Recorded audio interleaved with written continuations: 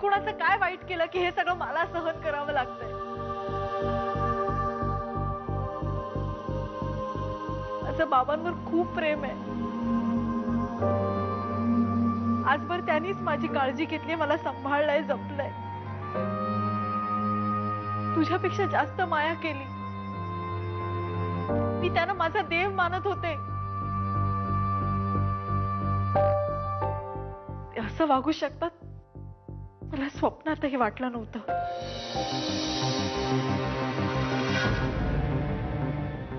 ते तुझ्याशी वाईट वागले. त्यांचं करिअर बनवण्यासाठी त्यांनी तुझा वापर करून घेतला. हे ऐकल्यावर जितकी खचले नव्हते ना मी, तेवढी आज मी खचले.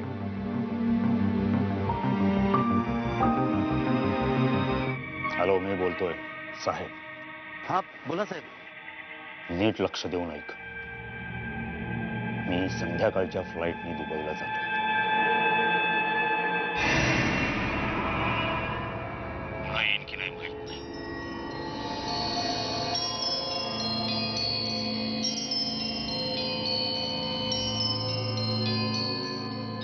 हे बघ, तुला तुझ्या कामाचे जवळजवळ सगळे पैसे मी दिलेत. तेव्हा काम आजच व्हायला पाहिजे. माझ्या बायकोचा खेळ खल्लास करायचा आजच.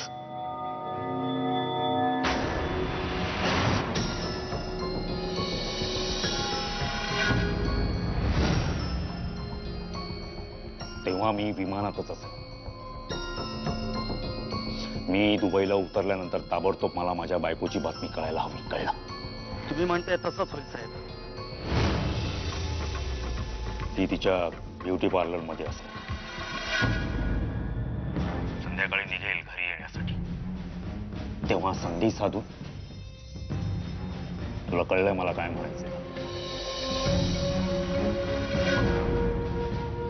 तुझ्या कोर्ट केस बद्दल आम्हाला माहिती आहे.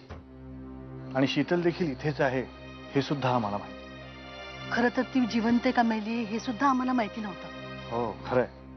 म्हणजे हे जाणून घ्यायचा आम्ही कधी प्रयत्न देखील केला नाही. जेव्हा ती आमचं घर सोडून गेली तेव्हाच ती आमच्याकरता मेली.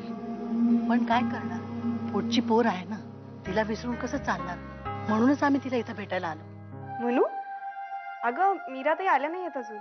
अगं मी मीरासाठी नाही तुझ्यासाठीच फोन केलाय. माझ्यासाठी? हो, तू आत्ता ताबडतोब माझ्या घरी निघून ये. अगं आत्ता? हो आत्ता. काय झालंय? सगळं ठीक आहे ना? सगळं ठीक आहे. तू फक्त माझ्या घरी निघून ये ताबडतोब. तुझ्यासाठी एक सरप्राईज आहे.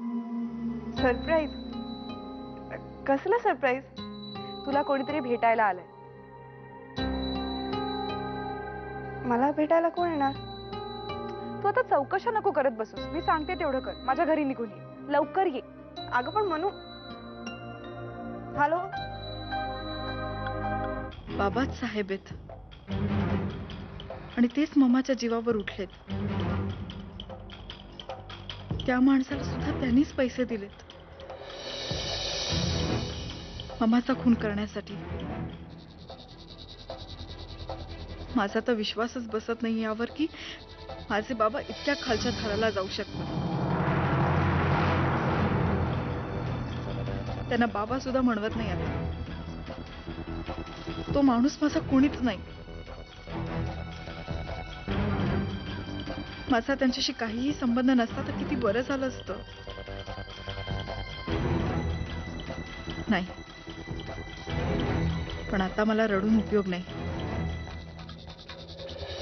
आधी मला ममाला वाचवायला हवं. तिला काही होतं का नाही.